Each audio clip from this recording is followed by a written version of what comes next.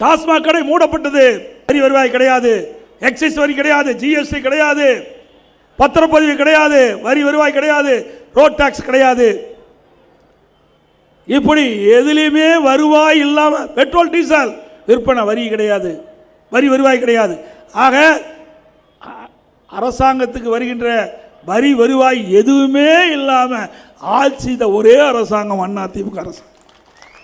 அப்போ கூட விலைவாசி உயர்லைங்க, மக்கள் பாதிக்கல. அந்த காலகட்டத்தில் கூட எல்லா குடும்பத்தையும் 1000 ரூபாய் கொடுத்த அரசாங்கம் அதிமுக அரசாங்கம். சென்னையில் 2000 ரூபாய் கொடுத்தோம், மீண்டும் ஒரு 1000 ரூபாய் கொடுத்தோம். அதோட தைப்பொங்கல் வருகின்ற பொழுது எல்லா இல்லங்களையும் தைப்பொங்கல் பொங்க வேண்டும் என்பதற்காக எல்லா குடும்பத்தையும் 2500 ரூபாய் கொடுத்த அரசாங்கம் அதிமுக அரசாங்கம். கஜானாவில் நிதியே இல்லை, அரசுக்கு வருகின்ற வருவாயும் இல்லை.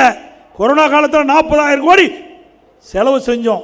இவ்வளவும் இருந்து ஆட்சி இந்த அரசாங்கம் அதிமுக அரசாங்கம். உங்களுடைய ஆட்சியில் என்ன புயல் வந்ததா, கொரோனா வந்ததா, வறட்சி வந்ததா? ஒன்றுமே இல்லையே. எப்படி 5 லட்சம் கோடி கடன் வாங்கினீங்க? எல்லாம் ஊழல் ஊழல் ஊழல் ஊழல், எல்லா துறையிலும் ஊழல்.